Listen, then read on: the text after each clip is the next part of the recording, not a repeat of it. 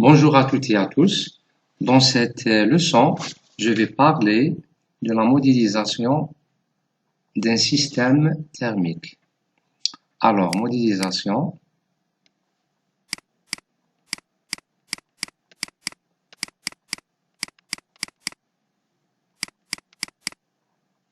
d'un système thermique.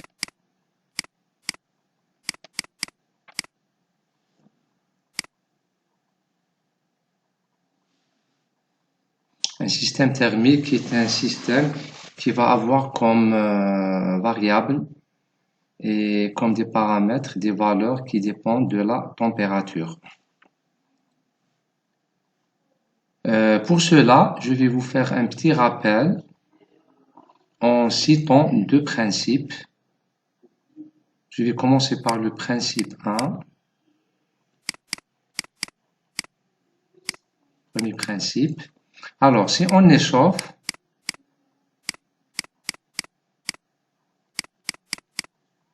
un corps,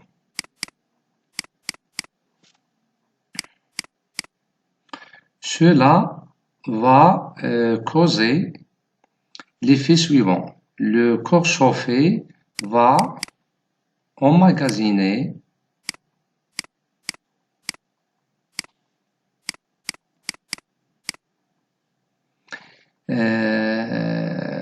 donc il emmagasinera le corps l'énergie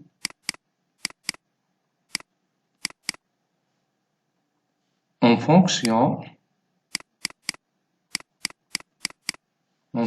linéaire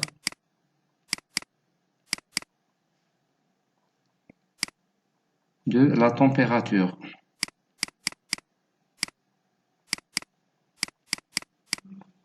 C'est-à-dire que l'énergie emmagasinée que je vais dénoter par Q va augmenter d'une manière linéaire en fonction de la température. C'est-à-dire on va avoir une certaine constante Q va être égale à AT.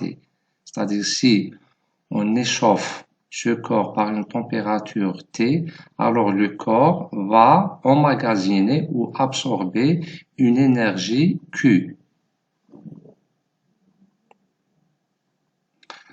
Donc, on dit que ce corps a stocké de l'énergie d'échauffement. Donc, linéaire de température avec laquelle on l'échauffe.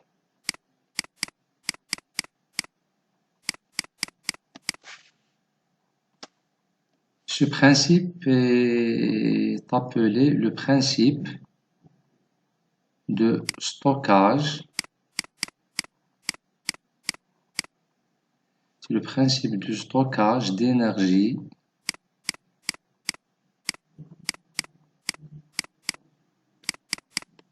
d'échauffement ou de l'échauffement.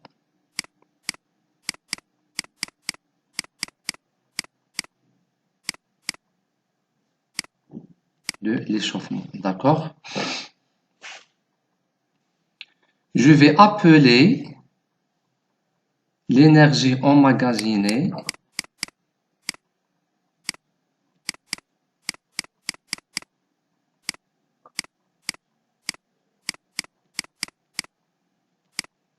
je vais l'appeler Q. Puisque Q est une énergie, son unité va être le joule.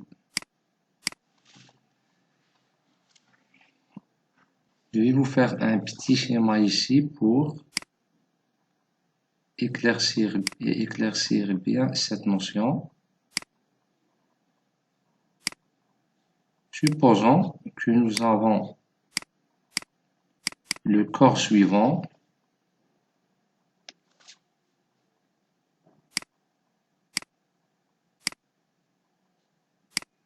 Un corps. Ce corps, il est chauffé par une source de feu ici. Imaginez que nous avons du feu qui va chauffer ce corps. Alors, ce corps va absorber de l'énergie qui vient de ce feu. D'accord? C'est-à-dire lorsque ce corps est chauffé, alors il va absorber une énergie Q. Bien sûr, cette énergie en joule a été convertie ou stockée de la température issue de ce feu. D'accord? Si nous avons un feu, bien sûr, ce feu va délivrer une certaine température que je vais noter par T1 par exemple. C'est la température de source. Alors, ce corps-là va lui aussi avoir une température T2. D'où vient cette température T2? Elle vient du fait que ce corps a absorbé une énergie qui a été issue de ce feu. Bien sûr, lorsqu'on parle d'énergie, c'est-à-dire on parle de température, parce qu'il y a une relation entre la température et l'énergie. Alors, nous avons deux températures, T1 et T2. T1, c'est la température de source issue du feu, et T2, c'est la température correspondante à l'énergie emmagasinée par ce corps. Alors, la relation de l'énergie Q, elle va être égale à comme je l'ai dit ici, c'est AT. C'est quoi le A? Le A est une capacité, d'accord? C'est une capacité de stockage de cette énergie. Donc, je vais l'appeler capacité thermique fois la température T. D'accord? Le CT est une constante ou un paramètre de ce système qui va lier l'énergie emmagasinée Q en fonction de la température. Donc, cette relation nous informe que plus on augmente la température du corps, plus son énergie absorbée sera grande. Donc ici, la température, elle est relative à la température du corps. Donc c'est, en quelque sorte, c'est T2. Donc Q, l'énergie emmagasinée, c'est CT fois T2. Le CT, c'est la capacité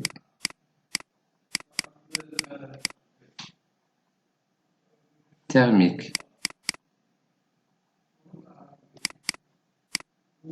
Elle reflète le fait de combien ce corps peut absorber de l'énergie.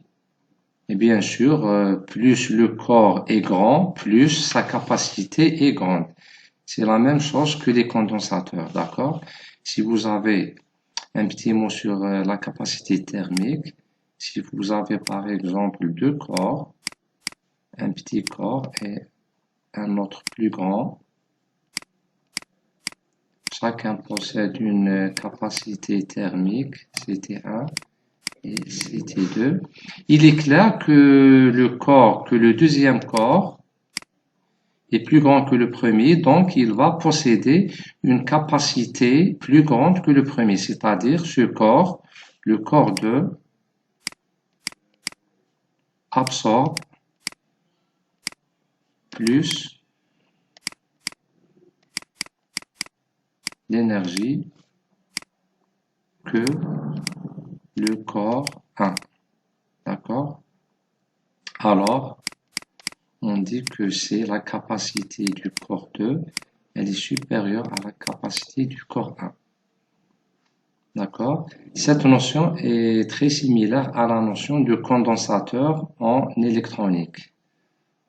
D'accord? Parce que comme vous le savez bien, maintenant, puisque ce corps-là est en quelque sorte une masse, donc une analogie, un petit mot sur l'analogie entre électronique ou électricité et physique, bon, et grandeur de masse.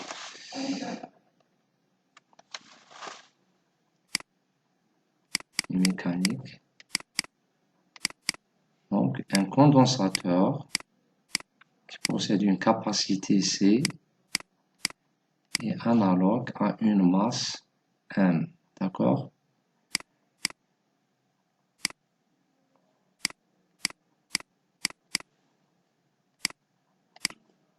Là est une masse. Celui-là, c'est un condensateur. D'accord? Un condensateur, donc, il possède une certaine capacité. La capacité C, c'est une capacité de recevoir des charges. D'accord? C'est une capacité à recevoir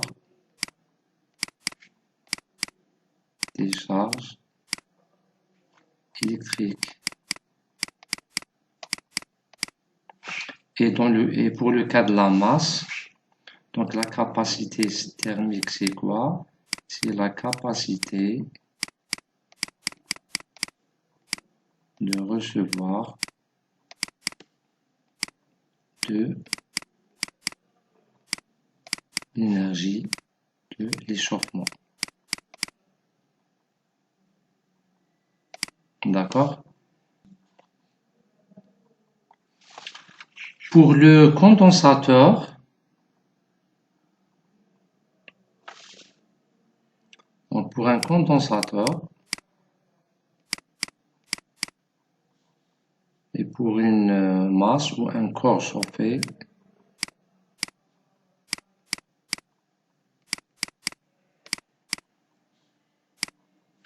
comme nous l'avons vu maintenant, un corps chauffé va absorber une énergie Q en joules, qui est égale à Ct fois sa température. Donc, Q, énergie absorbée, est égale à une constante thermique fois la température du corps, T2.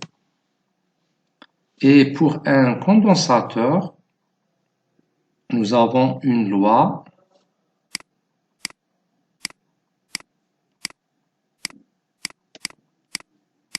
qui détermine la tension V aux bornes du condensateur en fonction de sa charge.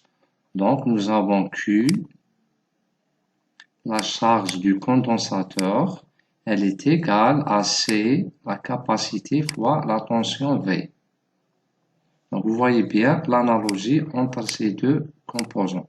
Donc, dans le cas électrique, la charge absorbée par le condensateur, elle est égale à C fois V. D'accord? C, c'est la valeur du condensateur en farad. Et V, la tension aux bornes du condensateur. Bien sûr, ici, nous avons un condensateur traversé par un courant I qui va charger ce condensateur avec certaines charges. D'où la création d'une tension V. Cette tension, bien sûr, est proportionnelle à la charge du condensateur. Et pour la masse, bien sûr, c'est équivalent. Donc, nous avons dans le cas d'un corps chauffé, Q, c'est l'énergie d'échauffement. Et pour le condensateur, nous avons la charge. Et pour le cas électrique, nous avons un condensateur C, de capacité C. Et pour le cas d'un corps chauffé, nous avons une capacité thermique. Et ici, nous avons une capacité électrique. Et bien sûr, l'équivalent de la tension, dans le cas électrique, c'est la température T, T2. D'accord? Donc, la température va être équivalente à la tension dans le cas électrique. Donc, comme vous le voyez bien, nous avons une analogie très importante entre un corps chauffé qui absorbe de la chaleur et un condensateur électrique qui absorbe des charges électriques. Maintenant, je vais vous présenter le principe de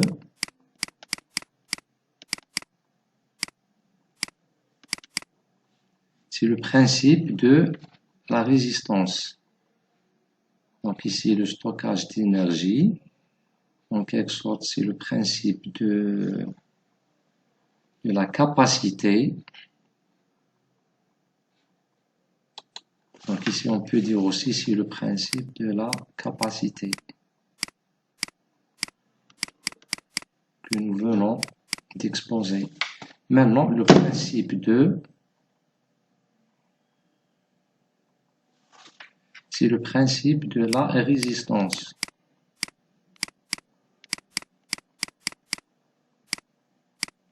D'accord? C'est-à-dire, on va voir comment un certain conducteur peut résister le transfert de la chaleur. Alors, dans ce principe, nous allons voir l'écoulement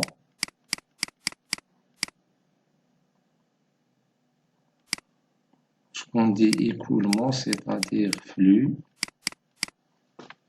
de l'énergie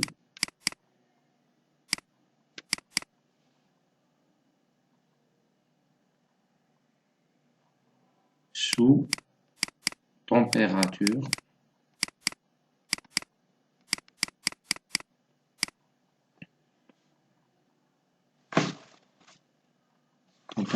différentielle.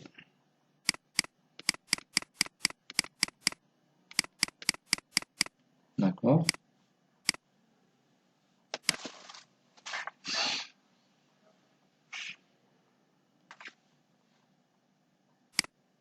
Vous savez bien que sur Terre, lorsque nous avons deux points, un point A et un point B, ce plan représente la Terre, une certaine partie de la Terre, et en supposant qu'au point A, nous avons une température T1 et au point B, nous avons une deuxième température T2, alors nous avons ici la création d'un phénomène de transfert de chaleur, c'est-à-dire on va supposer aussi que T1, la température T1 est supérieure à T2, c'est-à-dire le point A est plus chaud que le point B, alors la température ou le flux de chaleur va écouler du point A vers le point B. D'accord? Parce que le principe de déplacement de la chaleur, je vais le noter ici, la chaleur, lorsqu'on dit chaleur, on veut dire c'est l'énergie de la chaleur. D'accord? C'est la chaleur, c'est-à-dire énergie. D'accord? Lorsqu'on parle de chaleur, c'est-à-dire énergie, se déplace toujours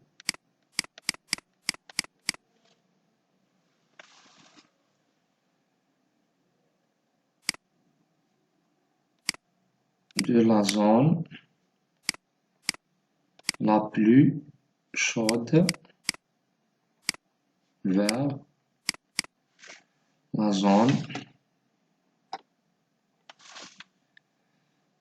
zone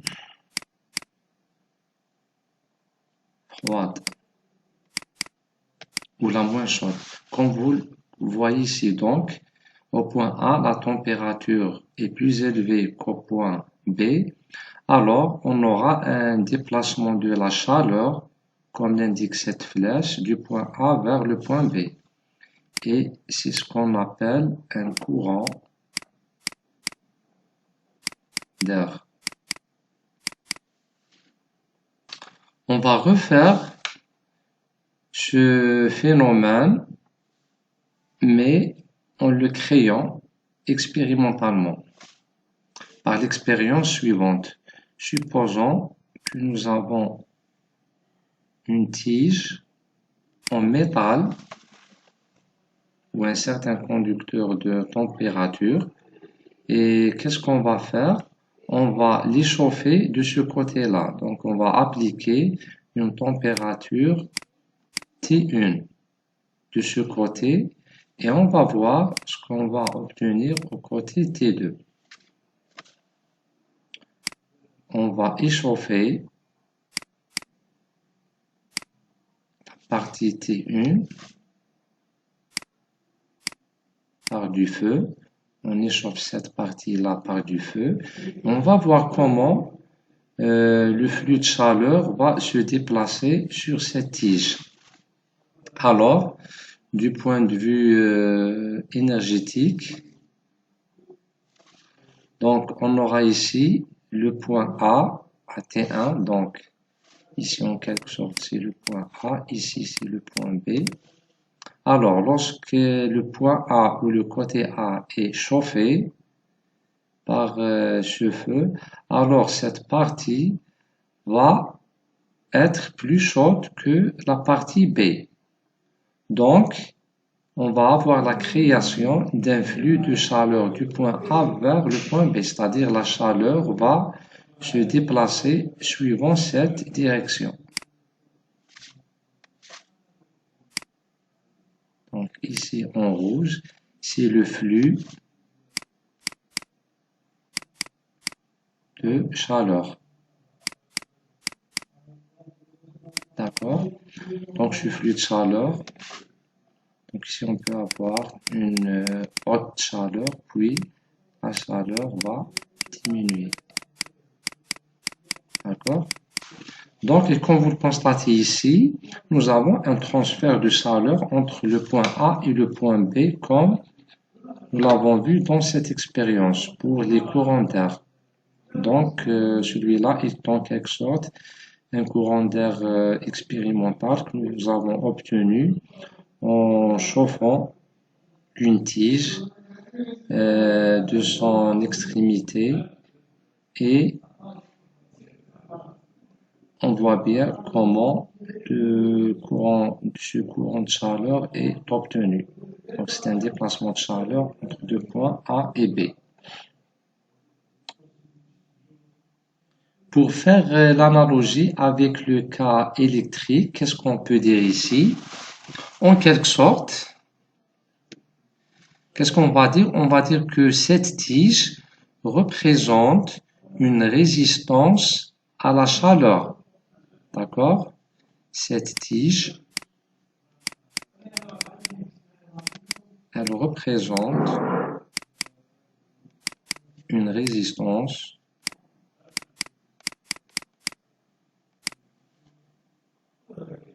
au flux de chaleur. D'accord? En quelque sorte, supposez qu'on va utiliser plusieurs matériaux. Supposons que je vais prendre un matériau. Par exemple, ce matériau est un bois. Ce matériau-là est par exemple, du plastique.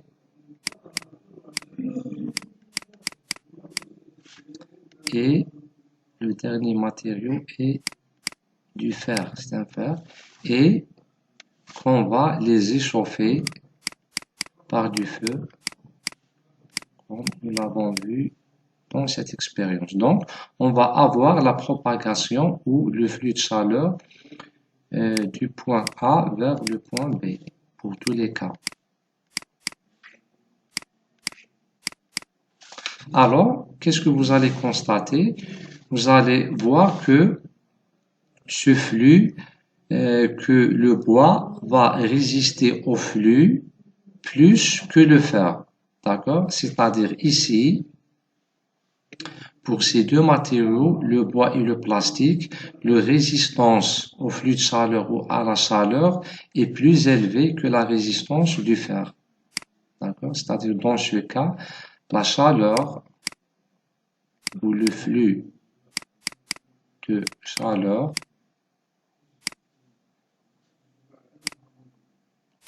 ne se déplace pas rapidement de A vers B. Ici, dans le cas du fer, donc le flux de chaleur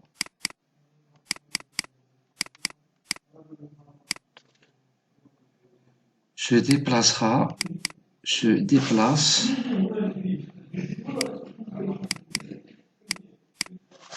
rapidement de A vers B. D'accord?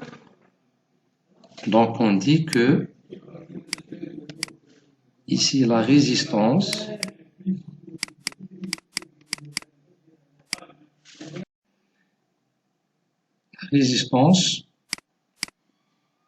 du bois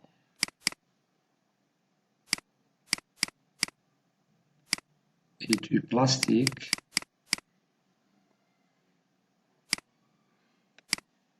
à la propagation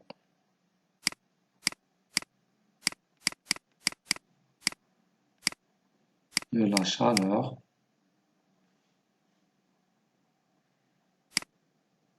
est plus élevée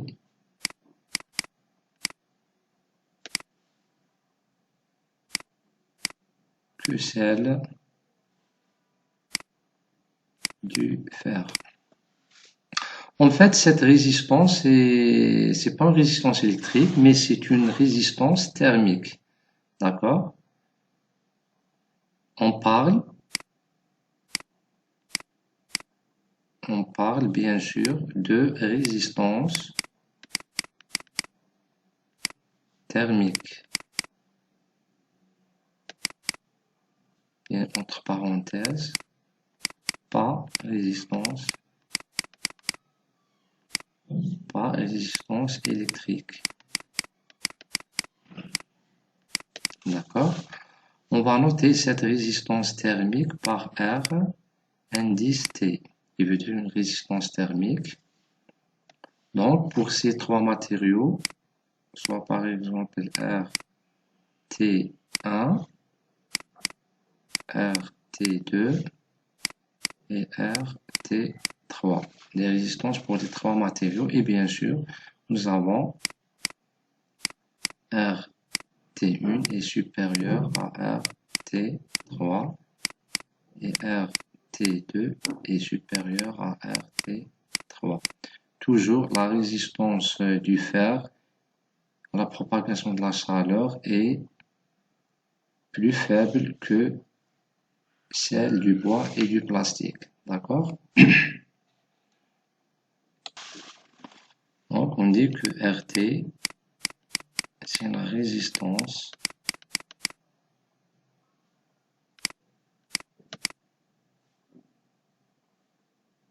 à la propagation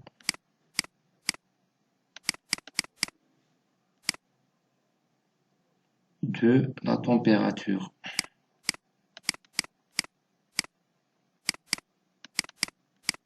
Ou à l'énergie créée par la température. Pour voir l'analogie avec le cas électrique,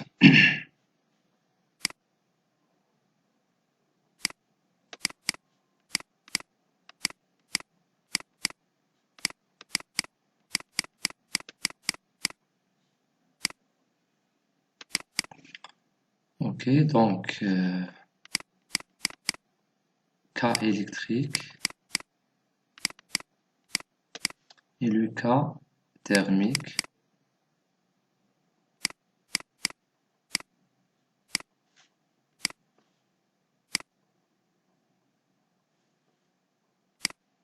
Pour le cas électrique, considérons une résistance R. Alors, cette résistance sera traversée par un courant I. Et bien sûr, nous avons ici une tension V1 et ici une tension V2. Donc, une différence de tension entre V1 et V2. Donc, c'est la tension V. Vous savez bien que la relation gérant ce petit système est tension d'entrée moins la tension de sortie. V1, c'est la tension du côté où le courant entre. D'accord? C'est le côté du potentiel le plus élevé. Donc V1 moins V2 va être égal à R fois le courant I. D'accord? Et n'oubliez pas que la définition du courant I, c'est quoi? Le I, c'est la variation de la quantité de charge dQ sur dt. D'accord? Maintenant, pour le cas thermique, si on considère notre paroi ou la tige considérée, donc ici, on va appliquer une température T1 par un feu. D'accord? Ici, on va obtenir une température T2 qui est obtenue grâce à la propagation de la température T1 vers le point où T2 existe. D'accord? Donc, dans ce cas, on va voir ici une résistance thermique, RT. Alors, l'analogie, c'est quoi? Donc, comme vous le voyez ici, donc ici, on a une tension T1. Donc, vous voyez bien que la température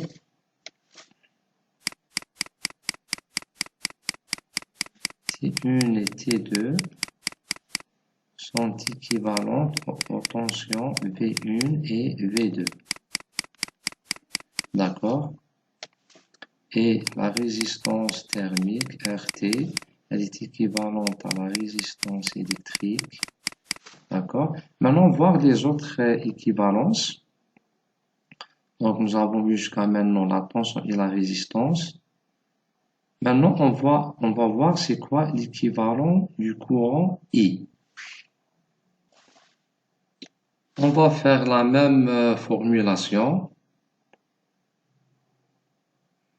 Ici, n'oubliez pas que le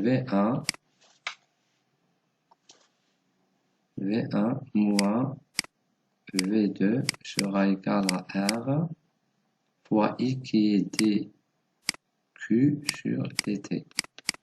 On va faire la même chose ici. Donc, on aura une température de la source T1 moins T2. Elle va être égale à R thermique fois.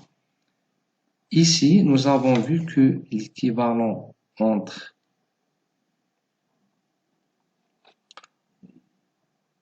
l'énergie emmagasinée pour le corps, c'est Q, c'est l'énergie d'échauffement. Son équivalent, c'était la charge électrique. D'accord? Donc, l'équivalent de la charge électrique, c'est l'énergie d'échauffement. Donc, T1 moins T2 égale à RT fois la dérivée de Q par rapport à T. D'accord? N'oublie pas que Q, c'est quoi le Q? Le Q, c'est l'énergie emmagasinée. C'est l'énergie emmagasinée en joules.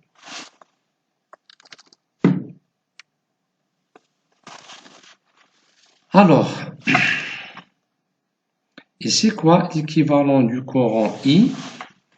Donc,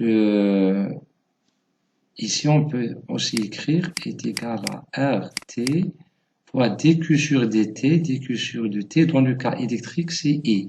Mais dans ce cas-là, on va le dénoter W.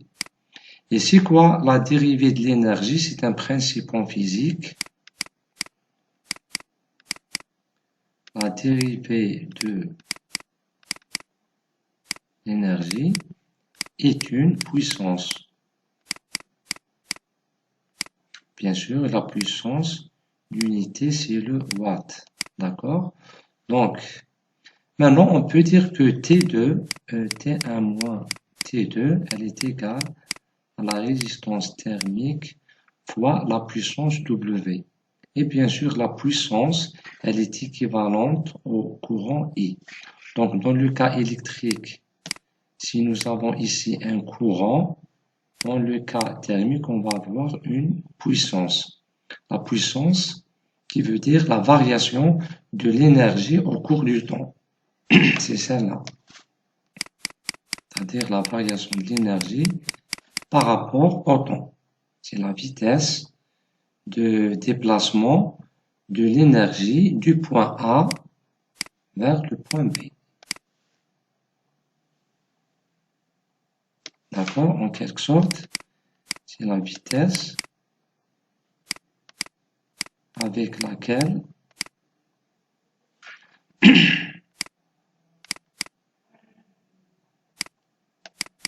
l'énergie de chaleur propage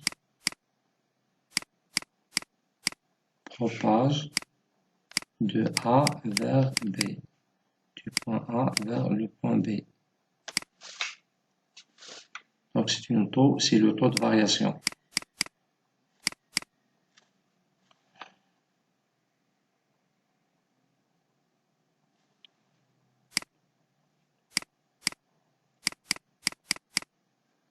Par rapport au temps T.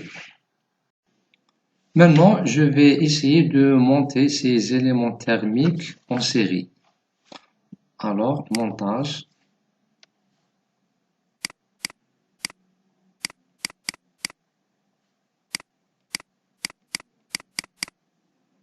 Montage série.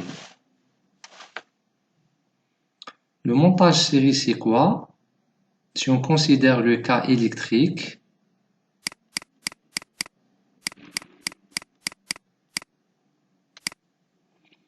et je considère les deux composants R et C, le montage série, c'est quoi? C'est d'assembler ces deux éléments en série comme je montre ici. RC. Donc, c'est le montage série de ces deux composants R et C. Pour le cas thermique,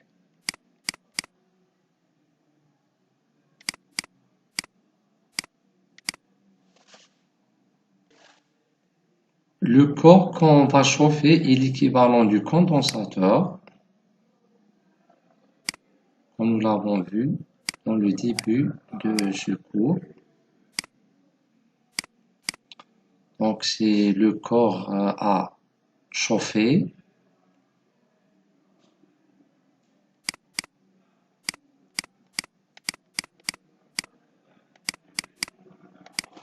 Et l'équivalent de la résistance, c'est une paroi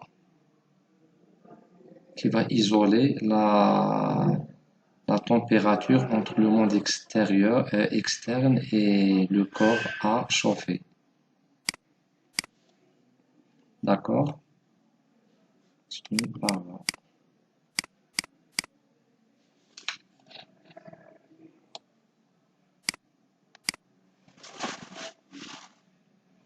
Donc celui-là c'est la capacité C, celui-là c'est l'équivalent de la résistance. Maintenant, on va poser ces deux éléments thermiques en série, comme nous l'avons fait avec le cas électrique, ce qui va nous donner la représentation suivante.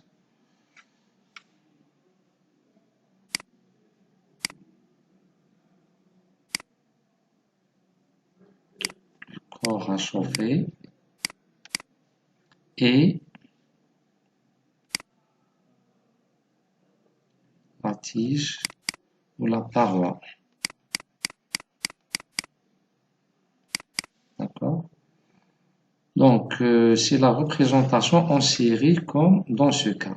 Donc, comme vous le voyez bien, résistance thermique, condensateur thermique. C'est une liaison en série. Vous constatez bien que nous avons ici, par exemple, une tension d'entrée.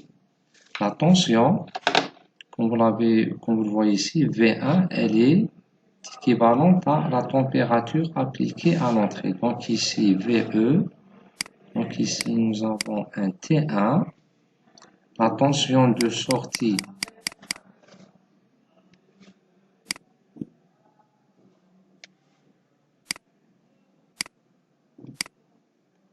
Vs, la tension de sortie. Donc, ici, on va avoir une température T2.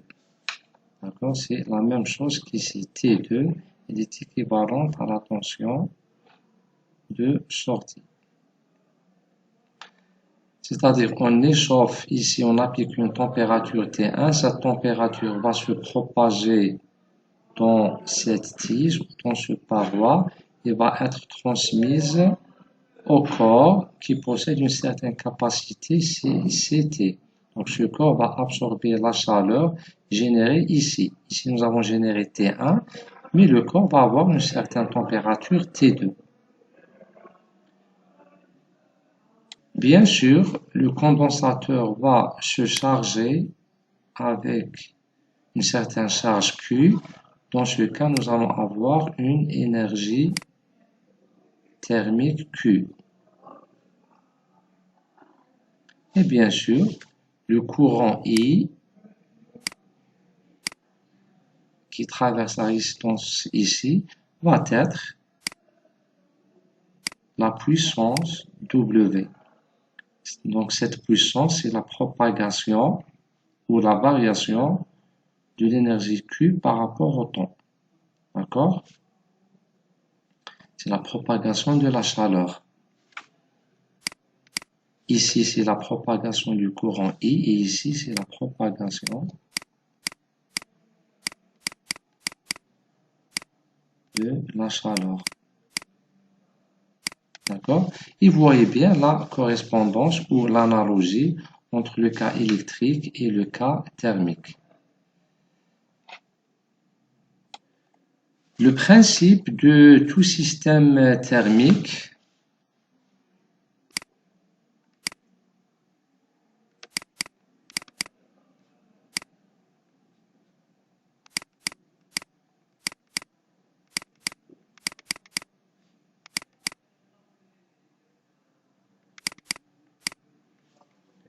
est de stocker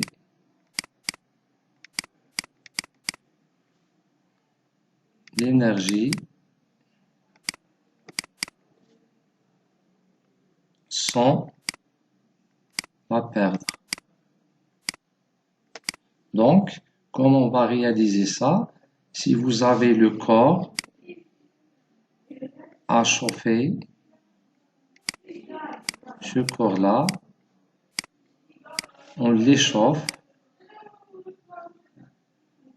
par cette tige-là, mais pour ce corps, pour qu'il puisse garder son énergie et pas la dissiper, on doit alors l'isoler. Donc on isole ce corps par un isolant. Bien sûr, on l'isole du monde extérieur.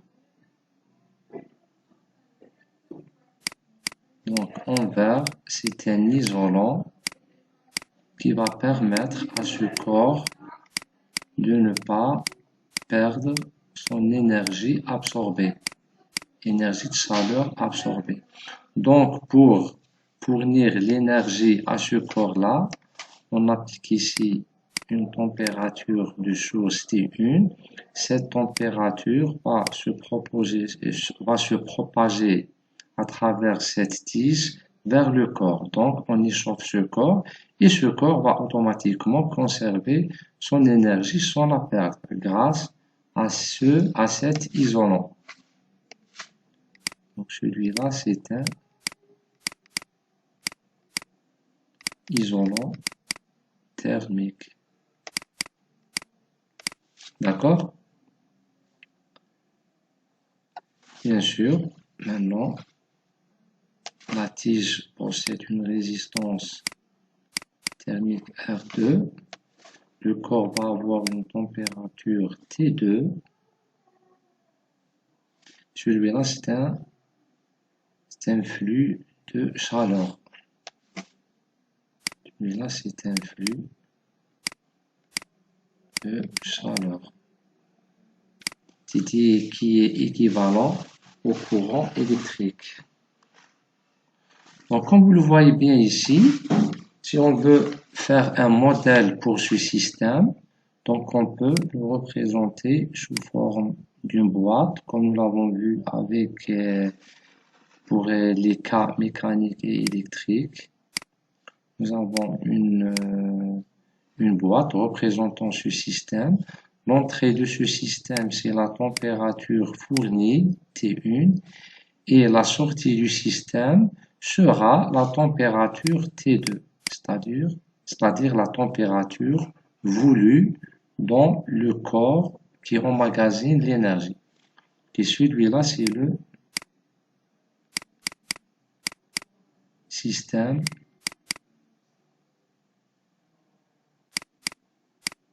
thermique. Donc, c'est la représentation schématique. Maintenant, en réalité, ce système va être représenté de la manière suivante. Donc, schéma réel. En pratique, ce schéma, c'est quoi? Si nous avons un corps, et ce corps, on veut garder sa température T2, d'accord, constante, et il possède une certaine capacité thermique T, alors ce corps va être isolé de la manière suivante, par un isolant thermique. En vert, c'est un isolant thermique, c'est-à-dire il ne laisse pas la température du corps s'échapper. D'accord?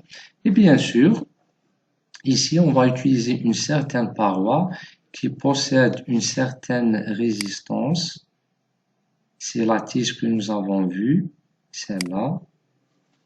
Je vais la faire en bleu. C'est un corps qui possède une certaine résistance thermique. À partir de ce corps, on injecte de la température vers notre corps, d'accord? Donc, ici, nous avons la température 1. Donc, la température 1 va être injectée vers le corps. Bien sûr, celui-là, c'est W. W, c'est le flux de chaleur, d'accord? Donc, la température du monde externe ou la source de notre chaleur, d'accord, va être transmise au corps qui possède la capacité thermique CT grâce à ce schéma. D'accord? Donc, les lois qui vont gérer ce système sont les suivantes. Donc, l'énergie Q emmagasinée, l'énergie thermique emmagasinée, c'est la capacité fois la température T2. Donc, c'est l'énergie emmagasinée dans ce corps. C'est T2 fois CT. Et nous avons vu aussi que T1 moins T2, d'accord, parce que T1 c'est une source de température qui va être injectée au corps. Donc, T1 moins T2 va être égal à RT fois la variation de l'énergie.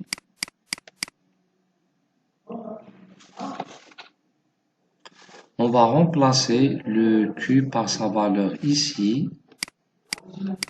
Équation 1, équation 2, 1 dans 2 va nous donner T1 moins T2 va être égal à RT fois T, le Q c'est CT, T2. Le CT est une constante, donc je le fais sortir de cette dérivée, donc c'est RT, CT fois dT2 sur dt. C'est-à-dire T1 moins T2 va être égal à RT, CT fois T2 point. Et vous constatez bien que nous avons une équation différentielle. Ici, n'oubliez pas que T1, c'est l'entrée et T2, c'est la sortie. Donc, je vais réarranger cette équation. Donc, RT, CT, T2 point plus T2 va être égal à T1, comme nous avons habitude de faire. Donc ici c'est l'entrée et de ce côté c'est la sortie. C'est toujours de cette manière qu'on représente les équations différentielles. Le membre droit de l'équation c'est l'entrée et le membre gauche c'est la sortie. Maintenant, je divise les deux membres par RT fois CT pour que je puisse normaliser cette équation. Donc, la dérivée de T2 plus 1 sur RT CT T2 égale à 1 sur RT CT T1. Et c'est l'équation différentielle du système thermique. D'accord? Maintenant, pour trouver la fonction de transfert, j'applique la transformée de Laplace. Donc, c'est quoi la transformée de Laplace de T2 point avec des conditions initiales nulles? Donc, c'est S T2S. D'accord? Avec T2S, c'est la transformée de Laplace de T2T. Parce que dans cette équation, les variables T1 et T2 sont des fonctions du temps. D'accord? Donc, en appliquant le Laplacien, les variables vont être fonction de la variable de Laplace S. Donc, ST2 plus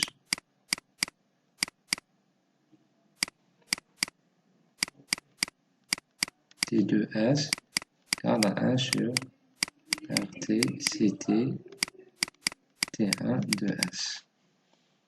Je prends ici le T2 en facteur, T2 de S. J'obtiens alors S plus 1 sur RT, CT, égale à 1 sur RT, CT, T1 de S. La fonction de transfert est obtenue en effectuant le rapport T2 sur T1. Donc la fonction de transfert G de S, on effectue T2 de S divisé par T1 de S. C'est la sortie sur l'entrée.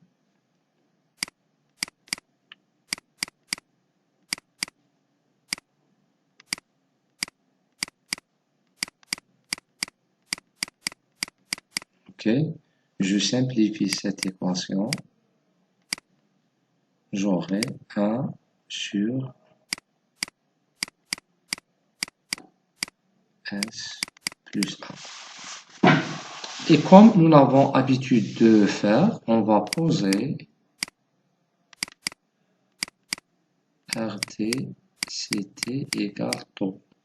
C'est la constante du temps thermique. D'accord?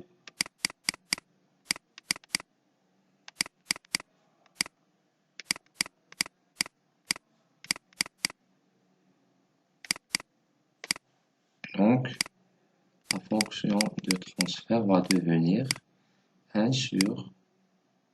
Bon, pour éviter l'encombrement, donc, je vais écrire la constante du temps sans taux. Donc, c'est taux S plus 1.